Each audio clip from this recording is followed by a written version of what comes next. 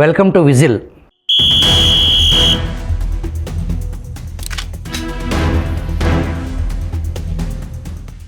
ఏదైతే నిన్న ఒక అమలాపురంలో ఒక సంఘటన రాష్ట్ర ప్రజలందరినీ ఆసక్తి రేకెత్తించిన ఒక సంఘటన జరిగింది. అది ఫార్మర్ డీజీపీ ఏబి వెంకటేశ్వరరావు గారు రాజకీయాల్లోకి అడుగు పెడుతున్నాను అని చెప్పేసి ఒక సంచలన ప్రకటన, ఒక ప్రెస్ మీట్ విడుదల చేశారు. ఆ ప్రెస్ మీట్లో పాల్గొన్నారు.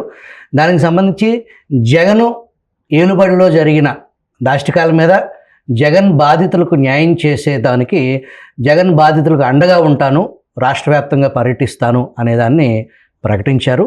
దానికి సంబంధించి మరింత లోతుగా ఏబి వెంకటేశ్వరరావు గారి అడుగులు రాజకీయాల్లోకి రావటం, ఆయన ఒక ఫార్మర్ డీజీపీగా ఇప్పుడు రాజకీయ నాయకులు అయ్యారు, ఏం చేయబోతున్నారు అనేది రాష్ట్ర ప్రజల్లోనే కాదు ప్రపంచవ్యాప్తంగా ఉన్న తెలుగువారిలో ఒక రకమైన ఆతృత, ఎటువైపు ఏబీ గారి లైన్ వెళ్ళబోతుంది అనే దానికి సంబంధించి ఒక ఆసక్తికరమైన పరిస్థితులు పరిశీలిస్తూ ఉన్నారు.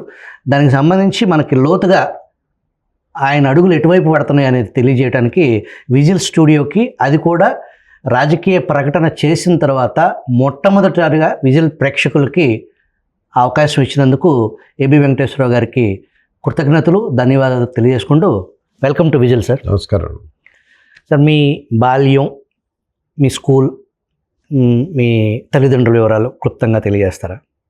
తల్లిదండ్రులు ఇద్దరు ప్రైమరీ స్కూల్ టీచర్స్ అండి. అప్పట్లో తాలూకా బళ్ళు అనేవాళ్ళు. సో నూజివీడు తాలూకాలో వివిధ గ్రామాల్లో వాళ్ళు వర్క్ చేశారు. అట్లా వర్క్ చేసే టైంలో మా అన్నయ్య గారు ఒక ఊర్లో వర్క్ చేసినప్పుడు, నేను ఒక ఊర్లో వర్క్ చేసినప్పుడు పుట్టాం.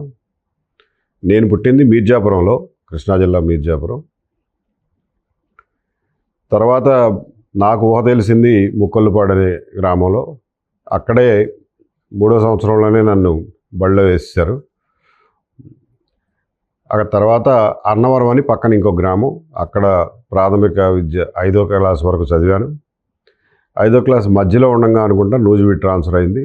సో నూజివీడులో మిగిలిన 5వ క్లాస్ పూర్తి చేసి SRRZPH హై స్కూల్లో హై స్కూల్ విద్య అంతా 5 సంవత్సరాలు గడిచింది.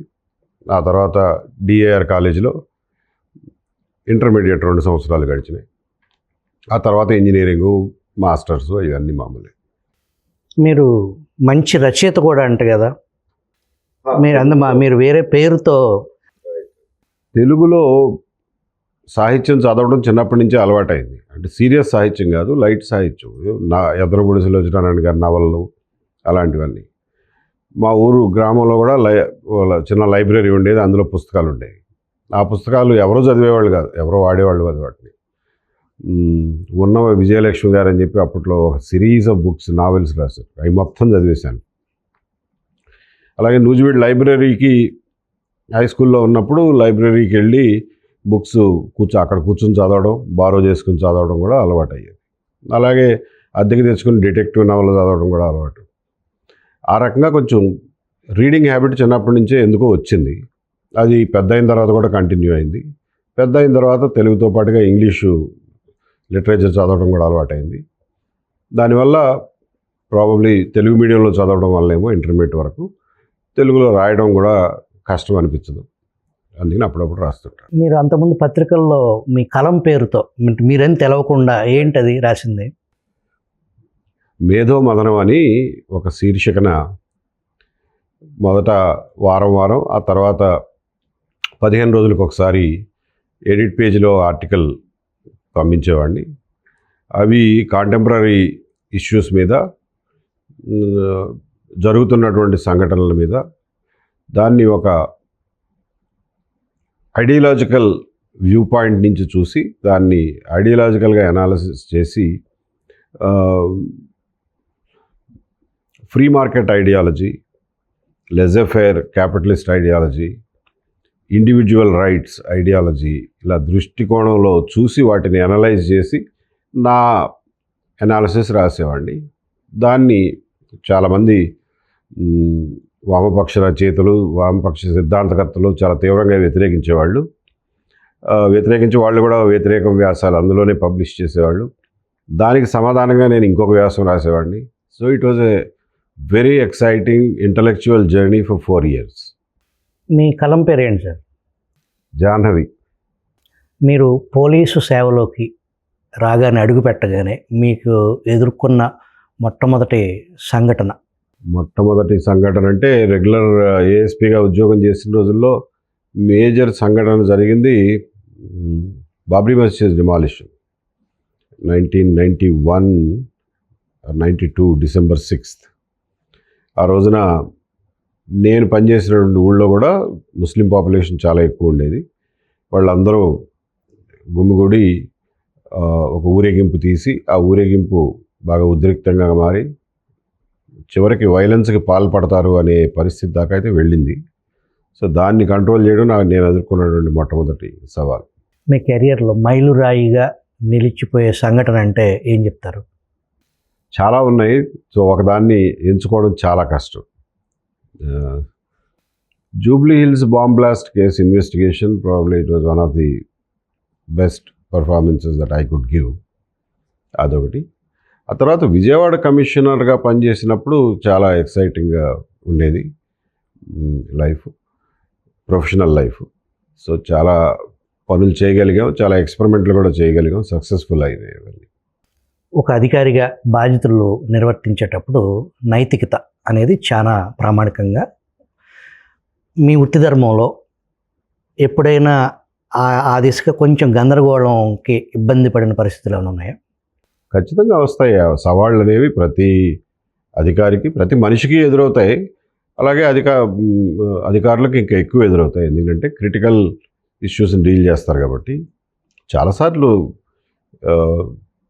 నైతికంగా ఛాలెంజెస్ వచ్చినాయి, దాన్ని అధిగమించగలిగాం. బికాజ్ నాకు ఆ విషయంలో క్లారిటీ ఉంది కాబట్టి. కేసుని మాఫీ చేయమనే వాళ్ళు ఒకరైతే, కేసు తీవ్రతను తగ్గించమనే వాళ్ళు ఒకరైతే, అరెస్ట్ చేయకుండా ఆపండి అనేవాళ్ళు ఒకరైతే, ఇలాంటి రిక్వెస్ట్లతో చాలాసార్లు ఒత్తిళ్ళు వచ్చేవి. అలాగే డబ్బు ఆశ చూపడం ఇలాంటివి కూడా జరిగేవి. సో మన క్లారిటీ ఉన్నంత వరకు వాటిని అధిగమించడం పెద్ద కష్టమే లేదు. మీరు చేయని ఒక తప్పుకి మీ వృత్తి ధర్మాన్ని ధర్మంగా నిర్వర్తించినందుకు మీరు ఒక ఘటన ఎదుర్కొన్నారు. దాంట్లో అప్పటి మీ సీనియర్ ఆఫీసర్ ఆంజనేయ రెడ్డి గారు సంథింగ్ ఏదో మీకు అండగా నిలబడ్డారు. దాని గురించి వివరిస్తారా?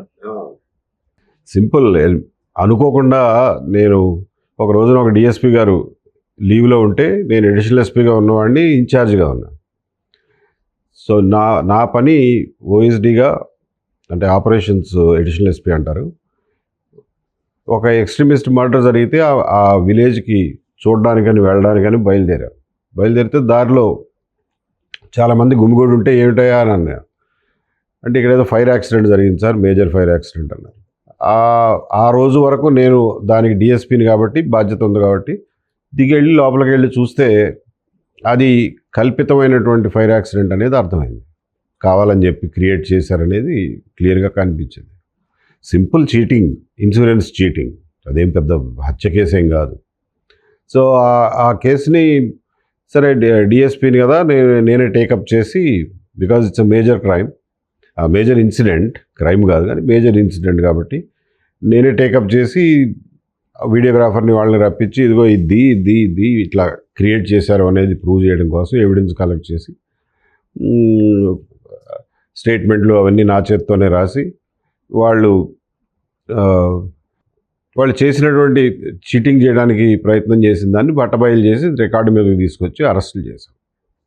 నేనేదో సింపుల్ కేసు, మామూలు కేసు, కాకపోతే మా కింద వాళ్ళకి వదిలిపెడితే ఏం చేస్తారోలే, డబ్బుతో కూడుకున్న వ్యవహారం కదా అని చెప్పి నేనే హ్యాండిల్ చేసి దాన్ని అరెస్టుల వరకు తీసుకెళ్ళిన తర్వాత అప్పుడు తెలిసింది ఆ అరెస్ట్ అయిన వాళ్ళు వాళ్ళలో ఒకటో ఇద్దరో అప్పటి ప్రధానమంత్రి పివి నరసింహరావు గారి బంధువులకు సంబంధించిన వాళ్ళని, బంధువులో కాదో కూడా గుర్తులేదు.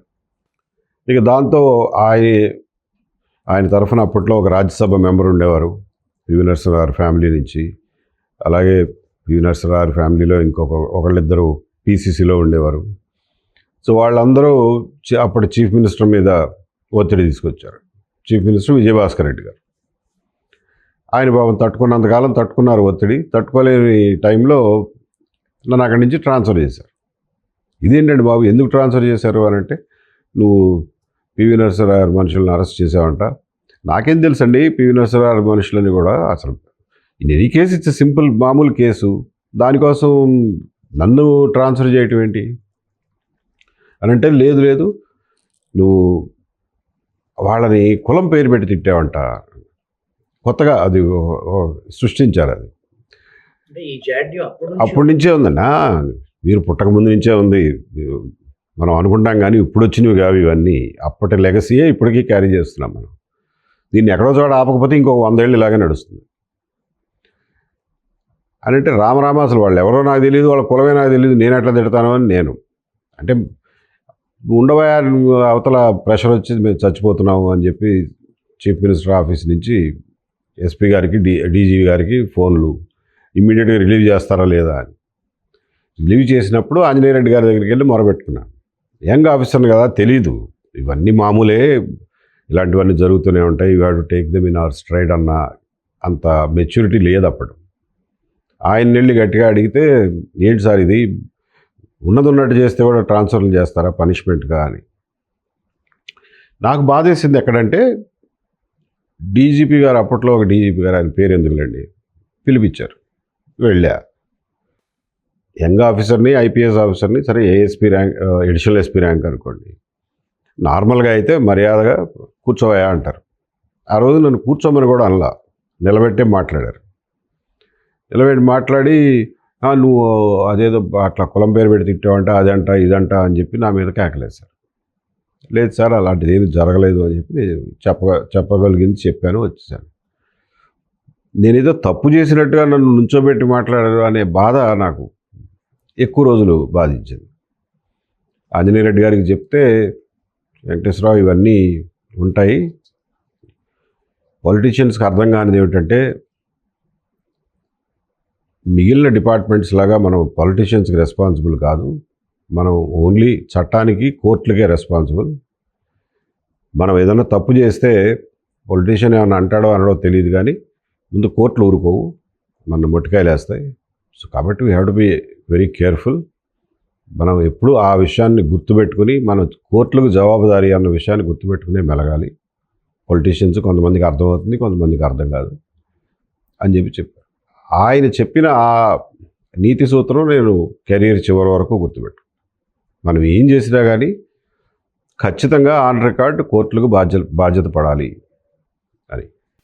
నేటి యువత పోలీస్ సేవల్లోకి రావాలనుకుని వాళ్ళ కెరీర్గా మలుచుకోవాలనుకునే వాళ్ళకి మీరేమి సలహా ఇస్తారు? వాళ్ళు సవాళ్ళు ఎదురవుతాయి, కొత్త సవాళ్ళు ఎదురవుతాయి. ఈ రోజున చాలామంది యంగ్ ఆఫీసర్స్కి ఫైనాన్షియల్గా ఆశ చూపించే లక్షణం ఇంకా ఎక్కువ మీరు చూస్తారు. అలాగే రాజకీయ ఒత్తిళ్ళు కూడా అప్పుడున్నప్పటికంటే కూడా ఇప్పుడు బాగా పెరిగినాయి.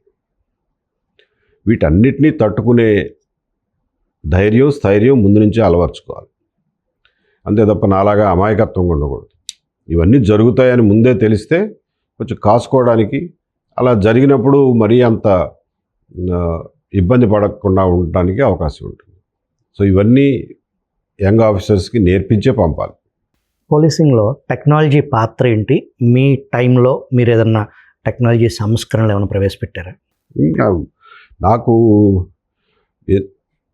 ఇంజనీరింగ్ గ్రాడ్యుయేట్ అవ్వడం మూలనో ఏవో కానీ టెక్నాలజీ అంటే కొంచెం పిచ్చి ఉంది మొదటి నుంచి.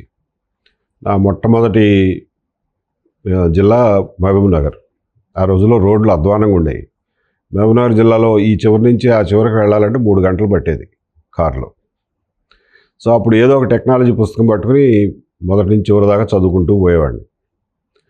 ఆ రకంగా టెక్నాలజీ విషయంలో అప్ టు డేట్ ఉండడం అనేది మొదటి నుంచి అలవాటైంది. ఆ తర్వాత 2003 సంవత్సరంలో చీఫ్ ఇన్ఫర్మేషన్ ఆఫీసర్ ప్రోగ్రామ్ అని ఇప్పుడు గవర్నమెంట్ ఆఫ్ ఆంధ్రప్రదేశ్ పెట్టింది.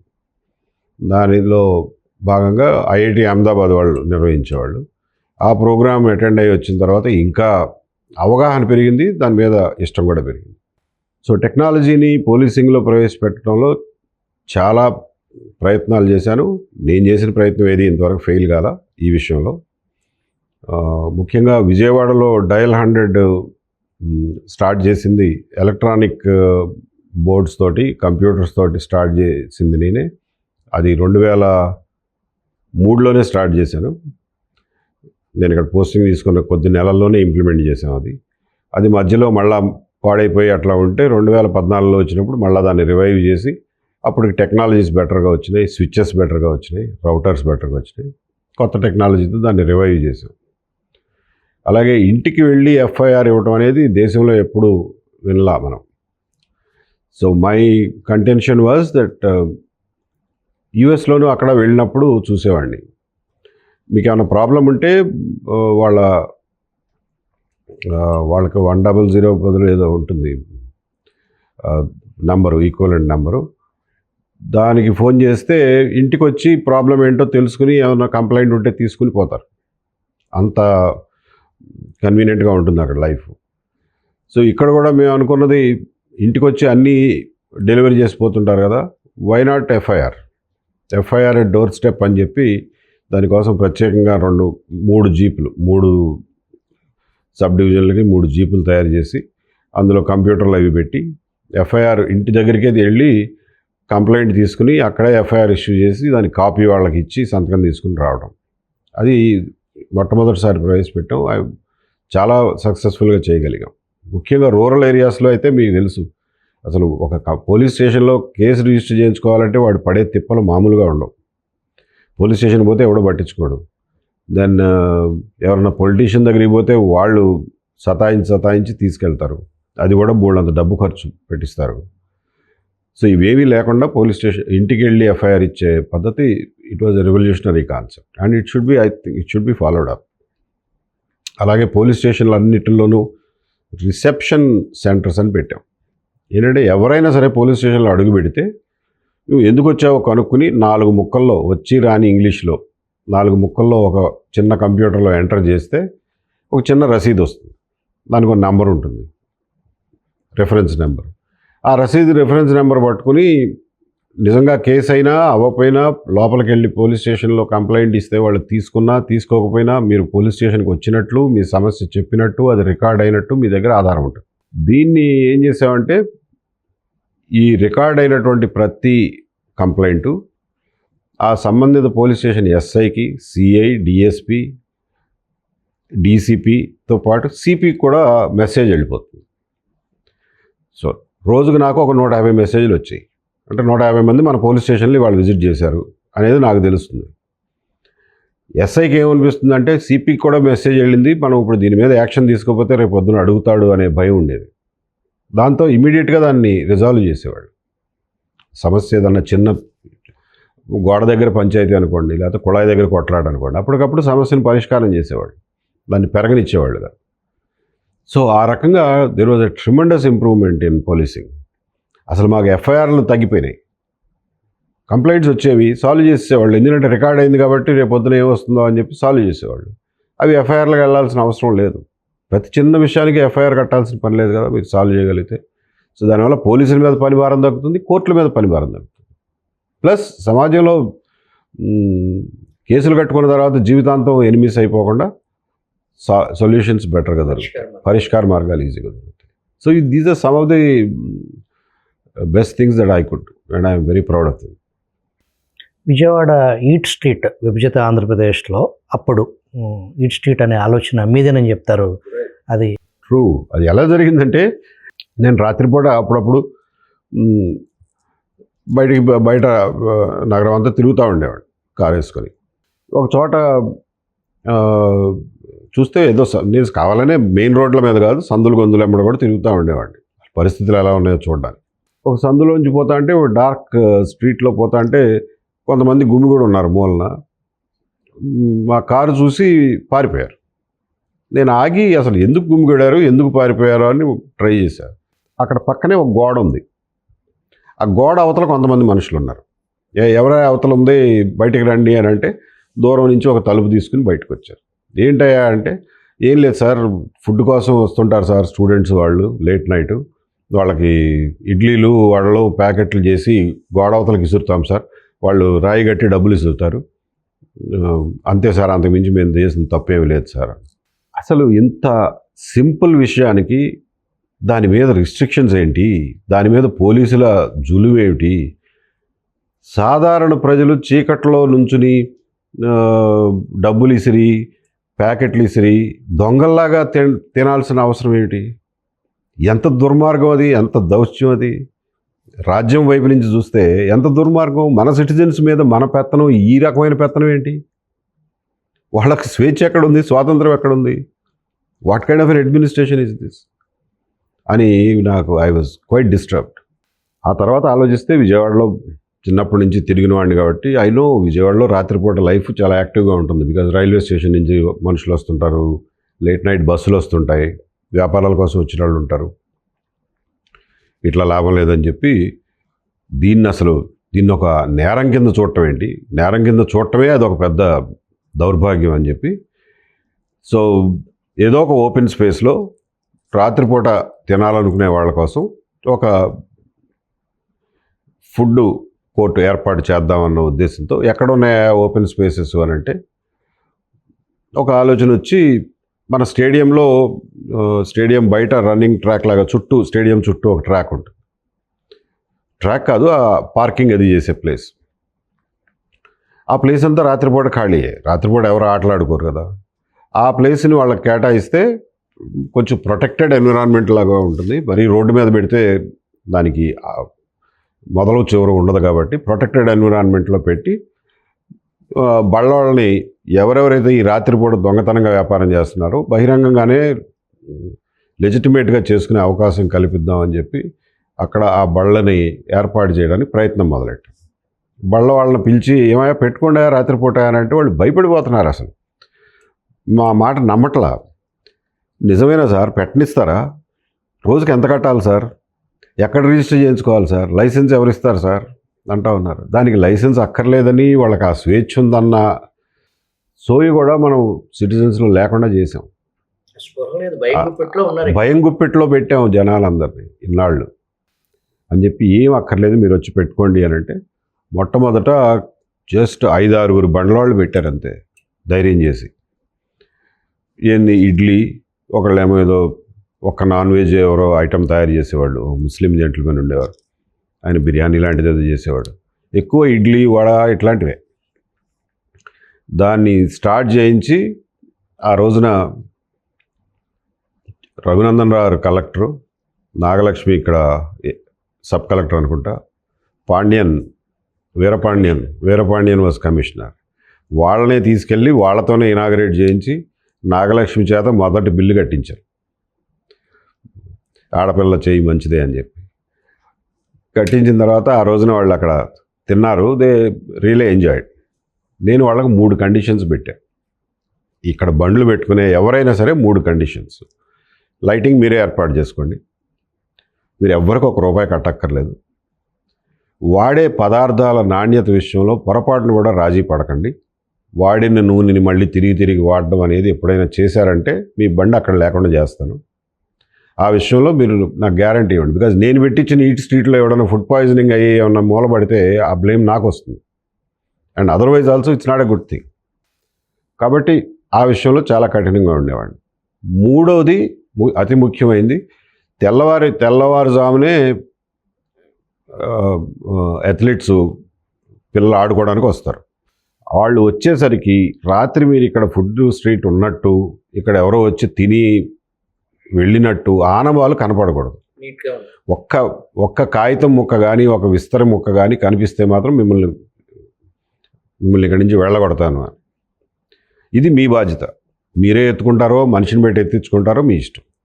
తెల్లవారేసరికి స్టేడియం యాజ్ ఇట్ ఈస్గా ఉండాలి అని అంటే, ఇందులో ఎక్కడ రూల్ లేదు, దీనికేం మనం చట్టం పాస్ చేయలే, జీవో లేదు, నేనేమి కాగితం మీద కూడా ఇవ్వాల, నోటి మాటగా చెప్పాను వాళ్ళకి. దాన్ని వాళ్ళు ఎంత తూచా తప్పకుండా పాటించారంటే, ఆ తర్వాత అప్పట్లో ఉన్న శాప్ చైర్మన్, అప్పట్లో ఉన్న డిస్ట్రిక్ట్ ఏదో అంటారు అతన్ని, డిఎస్డిఓనో ఏదో, డిస్ట్రిక్ట్ స్పోర్ట్స్ డెవలప్మెంట్ ఆఫీసర్ ఏదో, అలాగే అప్పట్లో ఉన్నటువంటి మేయర్ గారు కూడా మా మీద కోపం పెట్టుకున్నారు. ఏంటంటే, మీరు ఎవరిని అడిగి చేశారు, మా ప్రాపర్టీ ఇది, స్టేడియం మా ప్రాపర్టీ, మమ్మల్ని అడగకుండా మా పర్మిషన్ లేకుండా మీరు ఎలా ఇస్తారు అని చెప్పి. సరే అవన్నీ వాళ్ళని బతిమాలుకొని చేయించాల్సి వచ్చింది. కాకపోతే వాళ్ళని ఒకటే అడిగా, తెల్లారిపాటికి మీకేమన్నా అక్కడ డిస్టర్బెన్స్ కనిపిస్తుందా, మీకేమన్నా ఇబ్బంది కలుగుతుందా అంటే అదేమీ లేదు సార్ అన్నారు. అదే స్ఫూర్తితో నా ఉద్దేశం ఈట్ స్ట్రీట్ని చాలా రోజులు నడిపించాం. తర్వాత నేను ఇక్కడి నుంచి కమిషనర్గా వెళ్ళిపోయిన తర్వాత వాళ్ళు స్టేడియంలోంచి బయటికి వెళ్ళబెట్టారు. ఇప్పుడు రోడ్డు మీద పెట్టుకుంటున్నారు. ఇంకొకటి నేను వాళ్ళకి చెప్పింది ఏంటంటే, టైమింగ్స్ మీ ఇష్టం. 10:30 నుంచి రాత్రి ఎంతసేపటి వరకైనా ఉండండి.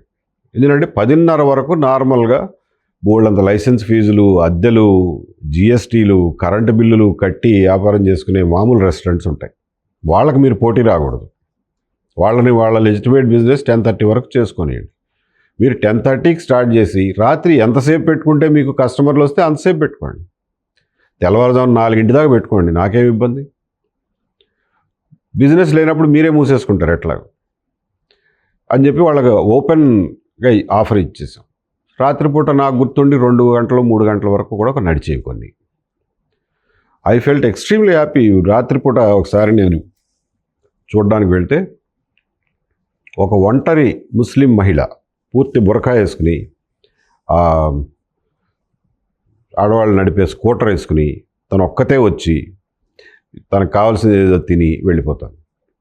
ఇంతకంటే స్వాతంత్రం ఏం కావాలి మనకి అర్ధరాత్రి అప్పుడు. కాబట్టి I was very very happy that it was successful. ఒక అధికారి రాజకీయ ఒత్తిడి నేపథ్యంలో దూరంగా ఎలా ఉండాలి, ఆ ఒత్తిడి చేసినా అతను దానికి ఎఫెక్ట్ అవ్వకుండా ఉండాలంటే తీసుకోవాల్సిన జాగ్రత్తలు ఏంటి సార్? ఒత్తిడికి దూరంగా ఉండాలి అని అంటే మన నిజాయితీ నిబద్ధతలే మనని 50% రక్షించేస్తాయి. ఈయన వినడయా కొంచెం ముక్కుసూటి మనిషి, డబ్బులు తినడు, ఒత్తిడికి లొంగడు అన్నప్పుడు అసలు మీ మీదకి ఒత్తిడి తేవడానికే చాలామంది సంశయిస్తారు. మిగిలిన 50% విషయంలో అయినా సరే ఒకసారి అడిగి చూద్దాం అనే రకంగా అడుగుతారు. లేకపోతే ఒత్తిడి చేసి, లేకపోతే ఇక్కడి నుంచి ట్రాన్స్ఫర్ చేస్తామని అంటారు. దానికి కూడా సిద్ధపడి ఉన్నప్పుడు మీకు ఏ ఇబ్బంది ఉండదు. What matters is your commitment and what you stand for. ఆ డెసిషన్ మీదే, ఎవరో మిమ్మల్ని ఫోర్స్ చేయరు. జగన్ ఏలుబడిలో గడిచిన 5 సంవత్సరాల పాలనలో జరిగిన దాష్టికాలకి, అకృత్యాలకు సంబంధించి, విధ్వంసాలకు సంబంధించి కూటమి ప్రభుత్వంలో దానికోసం ఒక ప్రత్యేకమైన యంత్రాంగాన్ని ఏర్పాటు చేయాలి అనేది మెజారిటీ ప్రజల అభిప్రాయం. కానీ ఆ దిశగా అడుగులు పడటం లేదు అనే విమర్శలు ఉన్నాయి. అవి సహేతుకైన విమర్శలేనంటారా? ప్రత్యేకమైన యంత్రాంగం అయితే ఏమీ పెట్టినట్టుగా మన దృష్టికి రాలేదు. అక్కడక్కడ కొన్ని ఎస్ఐటీలు ఫామ్ చేశారు, అవి పనిచేస్తున్నాయి ఆ లిమిటెడ్ ఏరియాలో. ప్రత్యేకమైన యంత్రాంగం అంటూ అయితే ఏమీ పెట్టలేదు. జగన్ బాధితులకి సాయం చేయాలనే లక్ష్యంతోనే, అండగా ఉండాలనే లక్ష్యంతో మీరు కాలు బయట పెట్టారు. ఆ పరిస్థితి ఎందుకు వచ్చిందంటారు? నేను 35 ఏళ్ళు ఉద్యోగం చేశాను సుమారుగా. 30 ఏళ్ళు ఒక ఎత్తు, గత 5 సంవత్సరాల్లో నేను చూసింది ఒక ఎత్తు. ఈ స్థాయిలో వ్యవస్థల విధ్వంసం ఎప్పుడూ జరగల. వ్యవస్థల్లో అన్నిటితో పాటు పోలీస్ డిపార్ట్మెంట్ కూడా ఒకటి, అదొక వ్యవస్థ. పోలీసు డిపార్ట్మెంట్ ద్వారా జరిగిన విధ్వంసంలో బాధితులే కాకుండా చాలా రకాల వ్యవస్థల్లో రెవెన్యూతో బాధితులు ఉన్నారు, ఇంకా చాలా విషయాల్లో బాధితులు ఉన్నారు. ఈ బాధితులందరికీ న్యాయం చేయాలంటే ఎవరో ఒకళ్ళు పూనుకోవాలి.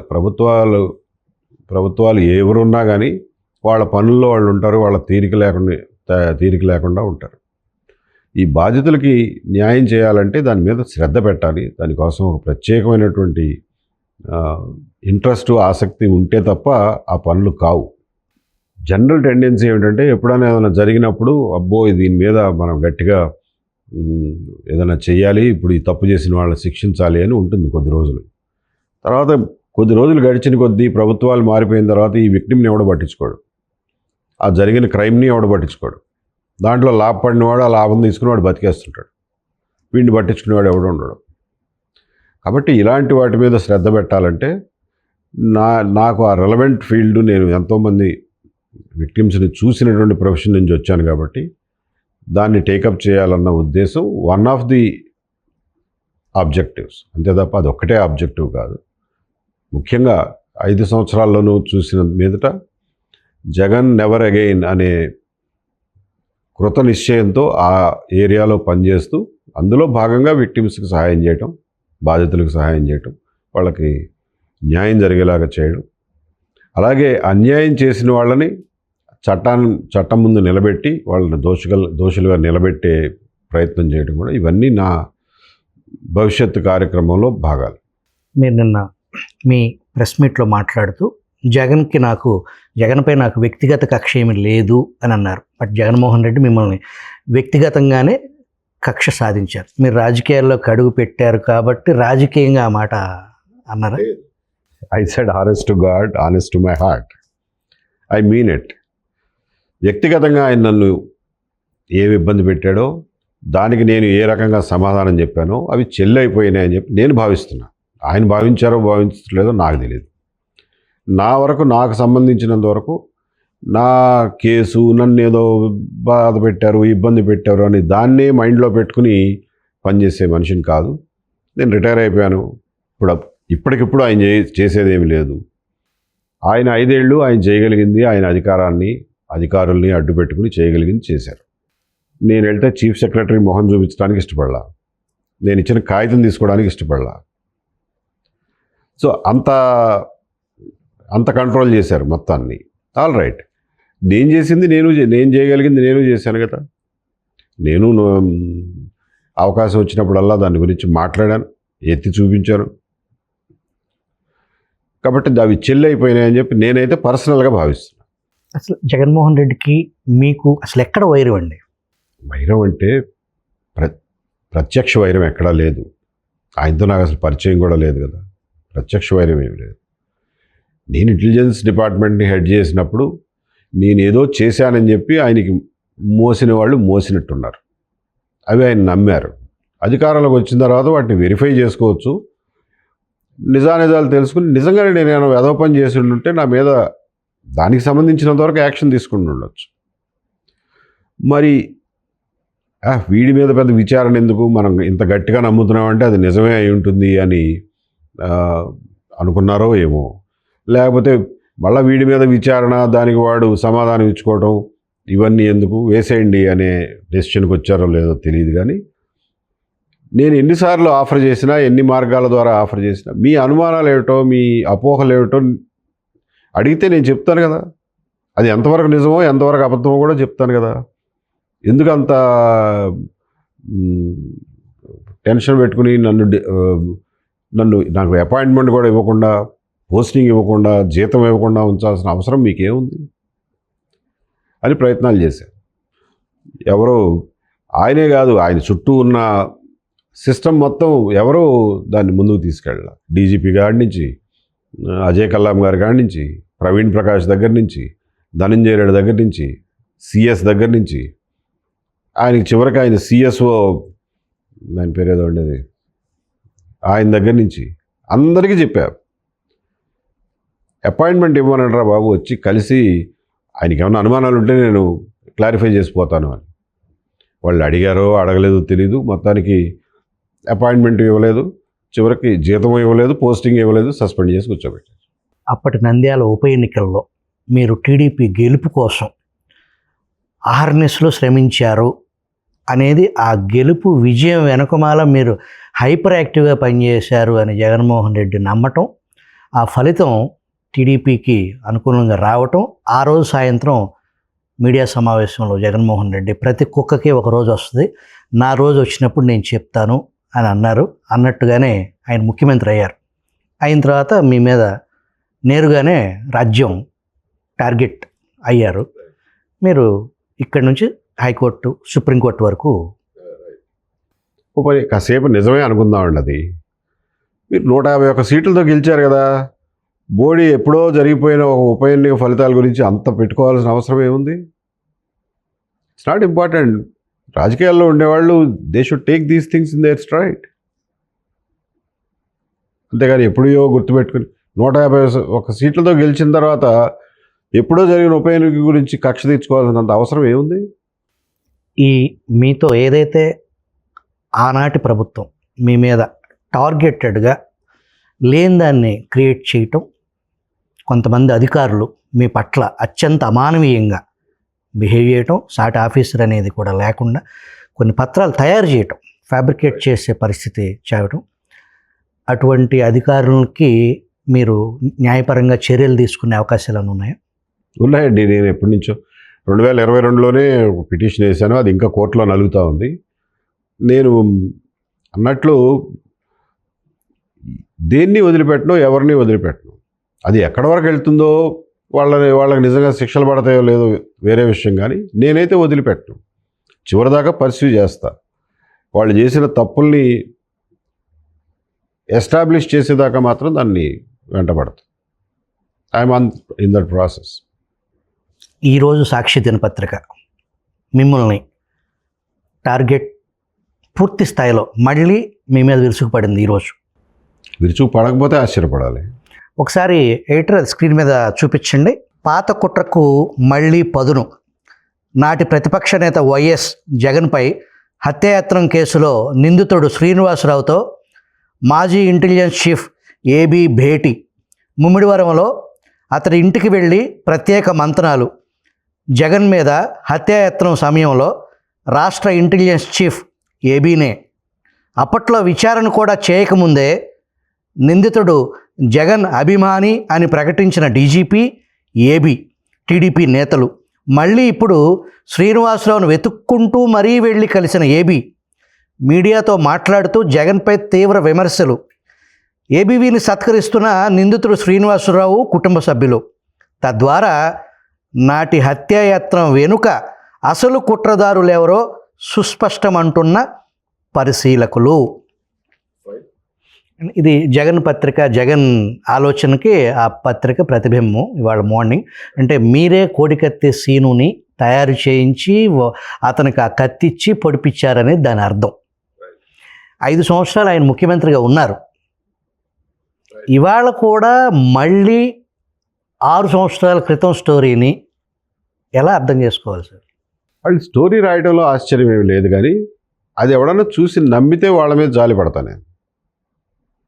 కొంచెమన్నా ఆలోచించండి. మరీ మీ పేపర్ కదా అని చెప్పి ఏది పడితే అది రాస్తే నమ్మేయకండి అని చెప్పి వాళ్ళకి అప్పీల్ చేస్తా. సో ఇది చూసిన తర్వాతే నేను సాక్షి పత్రిక వాళ్ళకి ఒక ట్వీట్ పెట్టాను. ట్వీట్ ద్వారా కమ్యూనికేషన్ పంపించాను.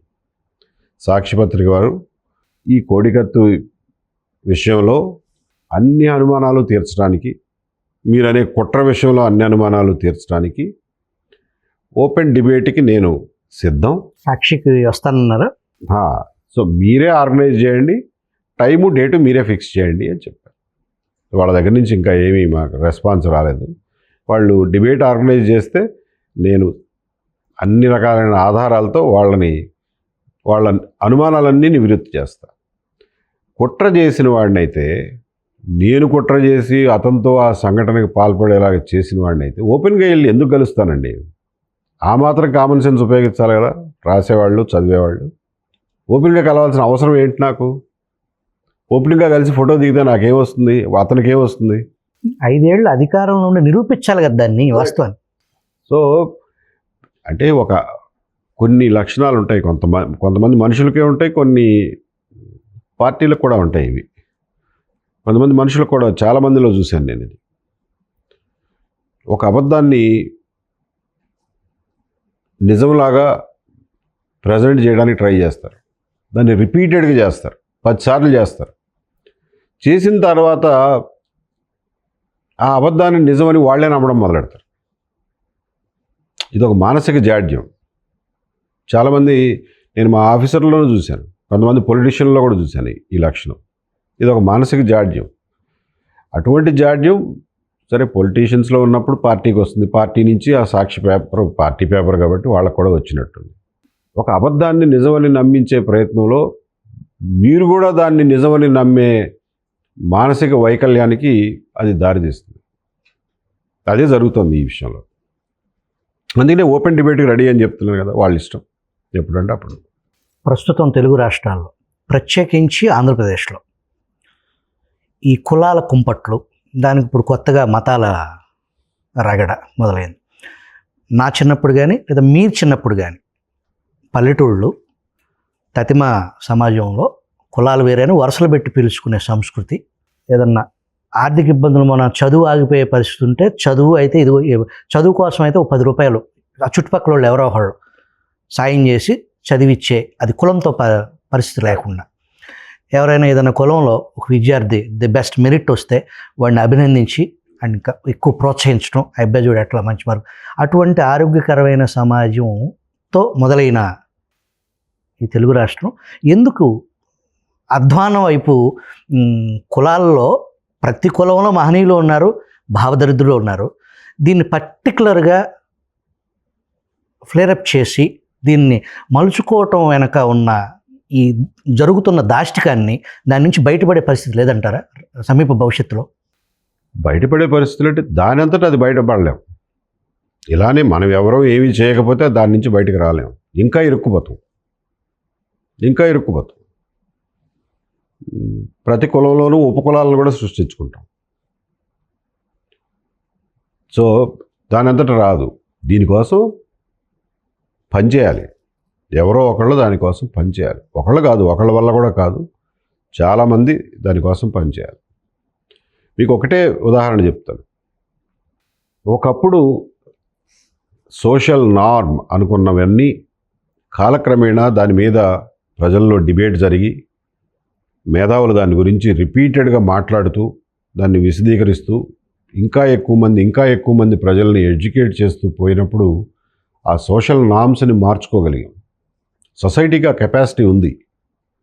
నిన్నటిదాకా నమ్మిన దాన్ని అది తప్పు అని ఒప్పుకునే కెపాసిటీ సొసైటీకి ఉంది. కానీ అది తప్పు అని ఎత్తి చూపగలిగినటువంటి ఒక మేధోపరమైన ఉద్యమం దానికి అవసరం అవుతుంది.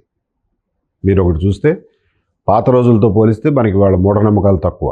అలాగే ఆచార వ్యవహారాల్లో, నియమనిష్టల్లో కూడా చాలా మార్పులు వచ్చినాయి. అలాగే పెళ్ళిళ్ళ విషయంలో, వరకట్నం విషయంలో కూడా సామాజికంగా అభిప్రాయాల్లో చాలా మార్పులు వచ్చినాయి. ఇవన్నీ ఎలా జరిగినాయి? Over a period of time. అరే ఇది తప్పురా, తప్పు అని వందల వేల మంది మేధావులు దాన్ని రిపీటెడ్గా చెప్తూ వస్తుంటే దాని మీద సాహిత్యం రావాలి, దాని మీద సినిమాలు రావాలి, దాని మీద ఆర్ట్ రావాలి, దాని మీద డిబేట్లు జరగాలి. ఇవన్నీ జరిగినప్పుడే సమాజంలో మార్పు వస్తుంది. కులాల దరిద్రం నుంచి మనం బయటపడాలన్నా కానీ ఇటువంటి ఉద్యమం యొక్క అవసరం ఉంది. నా ఉద్దేశంలో చారిత్రకంగా ఆంధ్ర రాష్ట్రం ఏర్పడిన 1953 నుంచి, ఆంధ్ర తెలంగాణ కలిసిపోయిన 1956 తర్వాత నుంచి కూడా ఈ కులాల జాడ్యం ఇంకా మనకి వదలకపోవడానికి ముఖ్యమైనటువంటి కారణం ఏమిటంటే, మనం తెలుగు మాట్లాడే వాళ్ళకి కులం తప్ప వేరే ఐడెంటిటీ ఏది మనం నేర్పలా, వేరే ఐడెంటిటీ ఏది ఎస్టాబ్లిష్ చేయలా. మనం ఆంధ్రులుగా ఒక ఐడెంటిటీ, తెలుగువారిగా ఒక ఐడెంటిటీ, మనం ఎప్పుడు దానికోసం పాటుపడ్డాం, ఎప్పుడు శ్రమ పడ్డాం. నాకు గుర్తున్నంతవరకు, నేను నా వయసుని బట్టి, మండల వెంకటకృష్ణారావు గారు నా చిన్నప్పుడు ఎడ్యుకేషన్ మినిస్టర్గా ఉండేవారు. తెలుగు భాషా సంరక్షణ గురించి, వాటి గురించి ఆయన చాలా ఎక్కువ పనిచేశారు, మాట్లాడేవాడు. నాకు గుర్తుంది. ఇంకా నాకు ప్రపంచ తెలుగు మహాసభలు, రజతోత్సవ సభలో ఏవో జరిగినాయి, అందులో నేను పార్టిసిపేట్ చేసి ప్రైజులు తెచ్చుకున్న గుర్తు కూడా ఉంది చిన్నప్పుడు. జలగం వెంకటరావు ఒకరు బాగా కృషి చేసేవాళ్ళు ఆ రోజుల్లో తెలుగు ఐడెంటిటీని ఎస్టాబ్లిష్ చేయడానికి. తర్వాత తెలుగు ఐడెంటిటీని అత్యద్భుతంగా ప్రపంచవ్యాప్తంగా ఎస్టాబ్లిష్ చేసింది ఎన్టీ రామారావు గారు. ఆయన ఉన్న టైంలో ఈ కులాల గొడవలు అత్యంత తక్కువ స్థాయిలో ఉండేవి. మేరు పర్వతం లాంటి ఆయన పర్సనాలిటీ ముందు ఏ రకమైనటువంటి విభజనలు పనిచేయాల. ఆయనకు అంటించడానికి ప్రయత్నం చేసిన, అంటుకునే కంటిన్యూస్గా ప్రయత్నం చేశారు. మామూలు ప్రయత్నం కాదు, విశ్వ ప్రయత్నాలు చేశారు. న్యూస్ పేపర్ల ద్వారా కానీ, సినిమాల ద్వారా కానీ, వెకిలి వారపత్రికల ద్వారా కానీ చాలా ప్రయత్నాలు చేశారు. అయినా సరే ఆ మహానుభావుడి ముందు అవేమీ పెద్దగా పనిచేయాల. అదిగాక తెలంగాణ కలిసి ఉండటంతో, తెలంగాణలో ఈ జాడ్యం కొంచెం తక్కువ స్థాయిలో ఉండడం వల్ల మొత్తం మీద ఆ రోజుల్లో బాగానే గడిచింది. ఆయన పవర్లో లేనప్పుడు, ఆయన తర్వాత మనం ఏనాడు తెలుగు ఐడెంటిటీని ఎస్టాబ్లిష్ చేయడానికి ప్రయత్నం చేయలేదుగా. మీకు ఏ ఐడెంటిటీ లేనప్పుడు మీరు ఒక ఐడెంటిటీ వెతుక్కుంటారు. కులం అనేది చేతిలో ఉండేటువంటి ఐడెంటిటీ. దాన్ని రాజకీయ పరంగా మీరు దాన్ని యాక్సెప్ట్ చేసినంతకాలం రాజకీయ నాయకులు దాన్ని ఇంకా దాన్ని వాడుకోవడానికే ట్రై చేస్తారు. నేను సమస్యని ఎత్తి చూపుతున్నా, పరిష్కారం ఏమి చెప్పట్లేదు. పరిష్కారం అవసరం. తెలుగు రాష్ట్రాలు రెండు కూడా, ముఖ్యంగా ఆంధ్రప్రదేశ్ రాష్ట్రం గౌరవప్రదంగా మర్యాదపూర్వకంగా బతకాలి అని అంటే దీని మీద మేధావులందరూ మూకుమ్మడిగా కట్టగట్టుకుని దీని మీద పనిచేయాల్సినటువంటి అవసరం ఉంది. ప్రజల్లో ఒక భావ విప్లవం తేవాల్సినటువంటి అవసరం ఉంది. కుల ఐడెంటిటీని ఎవరికి వాళ్ళే అది ఇంటి వరకే పరిమితం చేసుకుని బయటకు వచ్చి కులం గురించి మాట్లాడడం చాలా అసహించుకునే రోజు రావాలి. అప్పుడే దీని ప్రభావం రాజకీయాల మీద తగ్గుతుంది. రాజకీయాల మీద ప్రభావం తగ్గినప్పుడు మిగిలినవన్నీ సర్దుకుంటాయి. దేశాన్ని పట్టి పీడిస్తున్న సమస్య కులం. ఈ రాజకీయ నాయకులు కూడా ఈ కులానికి ఎన్ని ఓట్లు ఉన్నాయి, ఈ కులానికి ఎన్ని ఓట్లు ఉన్నాయి అనేది, ఈ కులం వాళ్ళని మనం ట్రాప్ చేస్తే చాలు అనే ఒక జుగుచ్చాకరమైన ఆలోచనతోనే దేశ రాజకీయాలు కూడా నడుస్తున్నాయి. అయితే సోషల్ రీప్రొడక్షన్ జరగకుండా ఈ కుల జాడ్యం ఈ నేల మీద నుంచి వెళ్ళిపోవటం సాధ్యపడే అంశం అంటారు. సోషల్ రీకన్స్ట్రక్షన్ అంటే మీ ఉద్దేశంలో ఇంటర్ కాస్ట్ మ్యారేజెస్ జరగాలనే? Inter caste marriages is not a precondition. కులం యొక్క ప్రభావాన్ని రాజకీయాల మీద, సామాజిక ఇష్యూస్ మీద తగ్గించడానికి inter caste marriages will help, certainly help. కానీ అదొక్కటే దానికి పరిష్కార మార్గం కాదు. రీప్రొడక్షన్, ఈ జాతి ఉన్నంత వరకు ఇది ఇట్లా మొయ్యాల్సిందే అనేలాంటి. Not necessary sir. ఈవెన్ మీరు అభివృద్ధి చెందిన దేశాల్లో కూడా జ్యూస్ ఫీల్ జ్యూస్ ఐరిష్, కొంచెమన్నా ఐరిష్ ఐడెంటిటీ వాళ్ళు ఫీల్ అవుతారు. ఇంగ్లాండ్ నుంచి వచ్చిన వాళ్ళలో కూడా ఇంగ్లాండ్లో ఏ పార్ట్ నుంచి వచ్చారో దాని మీద డిపెండ్ అవుతుంది. వాళ్ళందరూ they feel that they belong to a particular area. But అక్కడ ఇంటర్ మ్యారేజెస్ చాలా ఎక్కువ కాబట్టి కాలక్రమేణా దానికి అంత ఇంపార్టెన్స్ ఇవ్వరు. అండ్ సెకండ్లీ, పబ్లిక్గా నేను ఐరిష్ కాబట్టి నేను ఇలా ఉంటాను, లేకపోతే నేను ఐరిష్ కాబట్టి ఐరిష్ వాళ్ళతో బిజినెస్ చేస్తాను అని అంటే అసహించుకుంటారు. ఎవడరా వీడు పాత యుగాల నాటివాడు అని. ఆ రకంగా మన దగ్గర కూడా అసహించుకోవాలి. అసహించుకునే పరిస్థితి సమాజంలో వచ్చినాడు దాని ఇంపాక్ట్ ఎవరి మీద ఉండదు. ఏదో ఎవడన్నా ఎప్పుడన్నా ప్రైవేట్గా ఐడెంటిటీ ఫీల్ అయితే తప్పేమీ లేదు. దాని ఇంపాక్ట్ రాజకీయాల మీద కానీ సామాజిక విషయాల మీద కానీ ఉండకూడదు. దానికి intercaste marriages will certainly help, కానీ అది it's not a pre condition. కూటమి ప్రభుత్వం ఏర్పడిన తొలినాళ్ళ నుంచి ఇప్పటి వరకు ఏదైతే ప్రజల తరపున కానీ, ఆ తెలుగుదేశం పార్టీ కేడర్కి సంబంధించి కానీ, లేదా బాధితుల తరపున కానీ, ఇందాక మనం ముందుగా చెప్పుకున్నట్టు ఒక ప్రత్యేకమైన యంత్రాంగాన్ని ఏర్పాటు చేసి ఆ యంత్రాంగానికి ఏబి వెంకటేశ్వర గారు లాంటి అధికారిని నియమిస్తే ఆ అరాచకాలను బయటికి తీయడానికి ఆలపాటి సురేష్ కుమార్ అనే ఒక సీనియర్ జర్నలిస్ట్ విధ్వంసం అని చెప్పేసి 600 పేజీల పుస్తకం రాయటం జరిగింది ఆయన. సో అంత గ్రంథాన్ని, దాంట్లో ఉన్న మొత్తాన్ని లాగి పీకి చేయాలి అని అంటే ప్రభుత్వం అంటే ఇట్స్ అ ప్రాసెస్. దానికి మీరు ఇందాక చెప్పినట్టు బోల్డ్ని అచ్చంగా దీని మీదే వెళ్ళే పరిస్థితి కాకుండా దానికి ఒక సపరేట్ యంత్రాంగం, దానికి నిధులు విధులు, దానికంటూ ఒక పవర్ఫుల్ ఒక వ్యక్తిని ఒక శక్తిలాగా పెడితేనే ఇది లైన్లోకి వస్తుంది అనే అభిప్రాయం ప్రజల్లో ఉంది. కానీ అటువంటి పరిస్థితి మిమ్మల్ని పెడతారనేది అందరూ అనుకున్నారు. వాస్తవానికి అది జరగల. కానీ మీకు ఈ మధ్య ఒక జీవో అని ఒకటి రిలీజ్ చేశారు, AP police housing corporation chairman అనేది. అది మీరు దాని మీద ఇప్పటివరకు ఎక్కడ మాట్లాడలేదు, మీరు దాంట్లో జాయిన్ అవ్వలేదు. నిన్న మీరు రాజకీయ ప్రకటన, రాజకీయాల్లోకి వస్తున్నానని చెప్పేసి మీ అభిప్రాయాన్ని వ్యక్తపరిచారు. దాని గురించి మీ స్పందన ఏంటి సార్? ఇప్పుడు మనిషికి ఎవరికైనా జీవితకాలం లిమిటెడ్గా ఉంటుంది. ఎల్లకాలం భూమి ఉన్నంతకాలం బతికుండం. మనకున్న టైంలో మనం ఏం చేయదలుచుకున్నాం అనే దాని మీద మనకు క్లారిటీ ఉంటే, మనకంటూ ప్రయారిటీస్ ఉంటే ఆ ప్రయారిటీ ప్రకారం పోతాం. అంతే తప్ప ఏ పని పెడితే ఆ పని చేయం కదా. నాకు ఈ రోజున ప్రయారిటీ జగన్మోహన్ రెడ్డి అనే రాజకీయ నాయకుడు, వైఎస్ఆర్సీపీ పార్టీ అధికారంలోకి వస్తే ఏమవుతుందో అనేది నాకు వాళ్ళ అధికారంలోకి రాకముందే అవగాహన ఉంది. సరే, ప్రజలకు అవగాహన ఉండకపోవచ్చు, ప్రజలు కూడా కళ్ళతో చూశారు 2019-24 మధ్యన. అటువంటి పరిస్థితి ఎట్టి పరిస్థితుల్లోనూ ఆంధ్ర రాష్ట్రానికి పునరావృతం కాకూడదు అన్నటువంటి కృత నిశ్చయంతో ఆ ఏరియాలో ఆ పనిలో దాన్ని ఎన్ష్యూర్ చేసుకోవడం కోసం నా జీవితకాలాన్ని ఖర్చు పెట్టాలి అనే నిర్ణయానికి నేను వచ్చాను. నేను నిర్ణయించుకున్నటువంటి ప్రయారిటీకి నాకు ఆఫర్ చేసినటువంటి చైర్మన్షిప్కి సంబంధం లేదు కాబట్టి నేను అందులో జాయిన్ అవ్వలేదు. నేను ఇంకా ప్రత్యక్ష రాజకీయాల్లోకి వచ్చి నా ఆబ్జెక్టివ్స్ని నేను పర్సూ చేద్దామనే నిర్ణయానికి వచ్చాను. జగన్మోహన్ రెడ్డి అధికారంలోకి వస్తే ఏం జరిగిద్దో నేను ముందే ఊహించాను అన్నారు.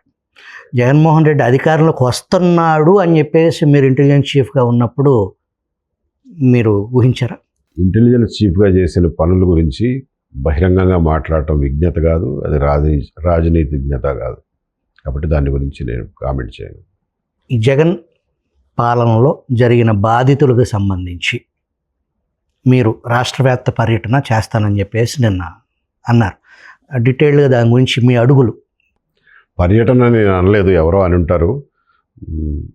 పర్యటన అని నా మైండ్లో ఏమీ లేదు. ఎక్కడికి అవసరమైతే అక్కడికి వెళ్తాను. ఎంత పెద్ద రాష్ట్రం కాబట్టి వెళ్ళడానికి ఏముంది ఇబ్బంది.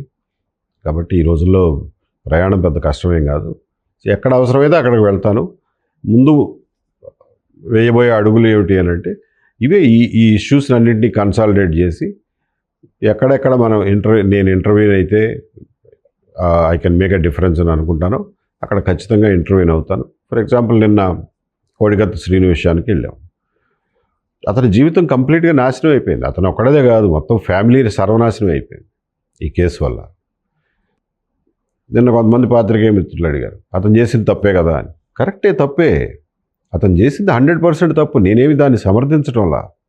వాడు తెలుసో తెలియకో వాడి వయసు ఎంత, ఏం అవగాహన ఉంది, అప్పటికి ఇంటర్మీడియట్ చదివాడో కూడా లేదో 10th క్లాస్. ఏం అవగాహన ఉంది జీవితం మీద? జగన్మోహన్ రెడ్డి గారు అంటే ఒక పిచ్చి అభిమానం తప్ప వాడికి ఏమీ తెలియదు. ఒకప్పుడు వైఎస్ రాజశేఖర రెడ్డి గారంటే అభిమానం, ఆ తర్వాత ఈయనంటే అభిమానం. మనం చూసామండి, మన తమిళనాడులో ఎవరినైనా పొలిటీషియన్ అరెస్ట్ చేస్తేనో లేకపోతే వాళ్ళ నాయకుడికి ఏదైనా దెబ్బ తగిలితేనో ఆత్మహత్య చేసుకున్న వాళ్ళని చూసాం, పెట్రోల్ పోసుకుని తగలబెట్టుకున్న వాళ్ళని చూసాం. అంత పిచ్చి ఉంటుంది కొన్నిసార్లు రాజకీయాల్లో, రాజకీయ అభిమానుల్లో. వీడిలోనూ అటువంటి పిచ్చే ఉంది, కాకపోతే కొంత తక్కువ స్థాయిలో ఉంది. ఇంకా నయం ఆ పిచ్చి తప్ప. ఆ పిచ్చి వల్ల ఒక పిచ్చ పని చేశాడు, నేను కాదంటల్లా. దానికి శిక్ష కూడా అనుభవించాడుగా. అరే, ఒక మనిషి తప్పు చేస్తే దానికి శిక్ష ఇస్తాం, అంతకుమించి ఏం కోరుకుంటామండి? ఒక చిన్న తప్పు చేస్తే ఊరేసేస్తారా? అంటే ట్రాఫిక్ లైట్ జంప్ చేస్తే మిమ్మల్ని జైల్లో పెడతారా? ట్రాఫిక్ లైట్ జంప్ చేసి యావజ్జీవ కారాగార శిక్ష అంటే ఎలా ఉంటుంది? డిస్ప్రపోర్షనేట్ కాదు. తప్పు చేసావు కదా మరి అని అంటే, ఎస్ తప్పు చేశాను, బట్ దానికి ప్రపోర్షనేట్గా ఉండాలి కదా శిక్ష. అతను చేసిన తప్పుకి శిక్షకి 4 రెట్లు అనుభవించాడు. ఇవాళ కూడా అతనికి స్వేచ్ఛ లేదు, స్వాతంత్రం లేదు, ఎక్కడికైనా వెళ్ళి పని చేసుకోవడానికి లేదు. ఎందుకంటే పోలీస్ స్టేషన్లో సంతకం పెట్టమంటారు, ఎందుకంటే విచారణ పూర్తి కాల, ఎందుకంటే జగన్మోహన్ రెడ్డి గారు పిటిషన్ మీద పిటిషన్ వేసి ఆ విచారణ జరగనివ్వడు. ఆయనకి ఏమిటాయి ఆ బాధ? ఇప్పుడు ఆయన నిందితుడుగా ఉన్న సిబిఐ కేసులు, ఈడీ కేసుల్ని సాగదీస్తున్నాడంటే అర్థం చేసుకోవచ్చు. ఎందుకంటే ప్రూవ్ అయితే ఈయనకి శిక్ష పడుతుంది కాబట్టి. అరే, సాక్షిగా ఉన్న కేసులో విచారణకు రావడానికి కూడా ఏంటి ఆయనకి భయం? అవతలేమో ఒక ఫ్యామిలీ నాశనం అయిపోతుంది, వాడికి ఉద్యోగం లేదు, అప్పులు పెరిగిపోతున్నాయి, వడ్డీలు కట్టలేక చచ్చిపోతున్నారు. ఇది పరిస్థితి. అందుకని చెప్పి నిన్న అక్కడికి వెళ్ళి అన్ని స్థితిగతులు అర్థం చేసుకుని, అందులో నేను చేయగలిగింది నేను చేస్తున్నాను, లాయర్ గారు చేయగలిగింది లాయర్ గారు చేస్తున్నారు, అక్కడ లోకల్గా ఉన్నటువంటి ఒక సిపిఎం కార్యకర్త ఆయన చేయగలిగింది ఆయన చేస్తున్నారు. అందరూ తల ఒక బాధ్యత పంచుకుని వాళ్ళకి తనేం చేయాలో శ్రీనివాస్కి ఖచ్చితంగా చెప్పి తనకు కూడా కొన్ని బాధ్యతలు అప్పచెప్పి వెనక్కి వచ్చాం. దానికి కూడా కుట్ర అంటాడు. కుట్ర చేసేవాళ్ళం అయితే ఓపెన్గా వెళ్ళి కలవాల్సిన పని ఏంటి? మాకు చాటుగానే కలుస్తాంగా. సో అది వాస్తవం. చివరగా విజిల్ ప్రేక్షకులకి మీరు విజిల్ ద్వారా తెలుగు సమాజానికి మీరు ఇచ్చే సందేశం ఏంటి సార్? విజిల్ స్టార్ట్ అయినటువంటి దాదాపు అదే సమయంలో నేను రాజకీయాల్లోకి ప్రవేశించడం జరిగింది. కాబట్టి మన ప్రయాణం ఇక నుంచి సమాంతరంగా సాగబోతోంది.